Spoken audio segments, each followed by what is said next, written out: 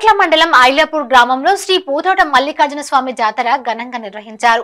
ఇక్కడ పట్టణాలు శ్రీవారి కళ్యాణ జాతర ఘనంగా నిర్వహిస్తారు. ప్రతి సంవత్సరం కన్నుల పండుగగా పెద్ద సంఖ్యలో భక్తులు పాల్గొని జాతర నిర్వహించడం జరుగుతుంది.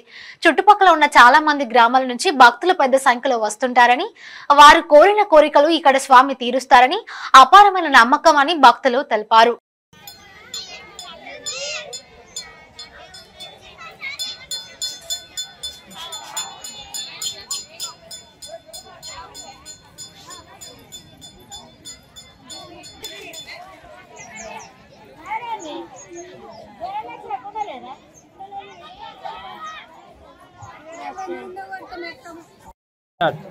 అందరికీ దండివారం పండుగ శుభాకాంక్షలు. నా పేరు జోగిని రేణుక.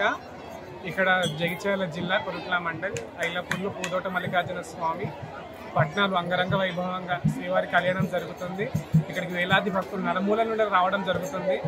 కోరిన కోరికలు తీర్చి మా అందరిని చల్లగా చూస్తే ఆ పూతోట మల్లికార్జున స్వామి ఇక్కడ పట్నాలు స్వామివారికి కళ్యాణము 41 రోజు కంకణాదీక్షను తీసుకొని ఎలాంటి చెడు పద్ధతి పాటించకుండా నియతిగా ఉంటూ ఆ మల్లికార్జున స్వామిని వేడుకుంటాము.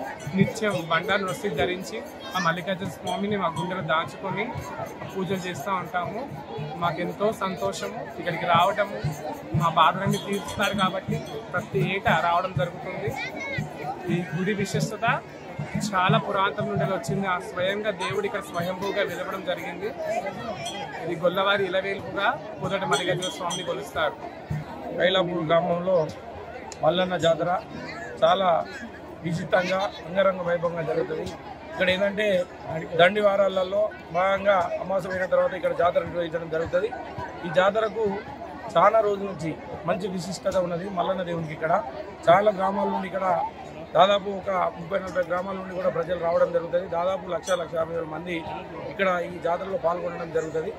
ఇక్కడ పైన కూడా ఎంత కష్టమైనా కూడా దాదాపు 1 కిలోమీటరు ఎక్కడే ఉంటుంది. అయినా కూడా ప్రజలందరూ కూడా వారి యొక్క కోరికలు తీర్చే మల్లన్న దేవుణ్ణి చూడాలని మొక్కాలని చెప్పేసి ఖచ్చితంగా వచ్చి ఇక్కడ దర్శనం చేసుకోవడం జరుగుతుంది. అందుకే ఇక్కడ మల్లన్న దేవుడు కూడా గుట్ట పైన మొక్కిన ప్రతి ఒక్క భక్తులు కూడా వారి కోరికలను తీర్చుతూ ఉన్నారు. కాబట్టి అందరూ కూడా భక్తులు అధిక సంఖ్యలో వచ్చి ఇక్కడ వారి యొక్క భక్తిని ఇక్కడ నెరవేర్చుకోవడం జరుగుతూ ఉన్నది. కాబట్టి నిజంగా కూడా మల్లన్న దేవునికి ఇక్కడ ఇంతకుముందు కూడా మా గౌరవ ఎమ్మెల్యే గారు కూడా ఒక పైప్ లైన్ కూడా వేయడం జరిగింది. దాని ద్వారా వాటర్ కూడా కొంచెం ఇబ్బంది అవుతూ ఉన్నది. ఇక అందరినీ ఇక్కడ ఉన్నటువంటి సమస్యలు కూడా ఇక్కడ మాకు తెలియజేయడం జరిగింది. వీటన్నిటిని కూడా మా ఎమ్మెల్యే గారి దృష్టికి తీసుకుపోయి ఇక్కడ తక్షణమే అవన్నీ సమస్యలు తీరేటట్టు పబ్లిక్ సౌకర్యం కలిగేటట్టు చేస్తామని చెప్పేసి కోరుకుంటూ ఈ యొక్క మల్లన్న దేవుని కృప మా కొరుట్ల నియోజక ప్రజలపైన ఉండాలని చెప్పేసి కోరుకుంటూ నాకు ఇచ్చిన అవకాశానికి ధన్యవాదాలు తెలియజేస్తాను.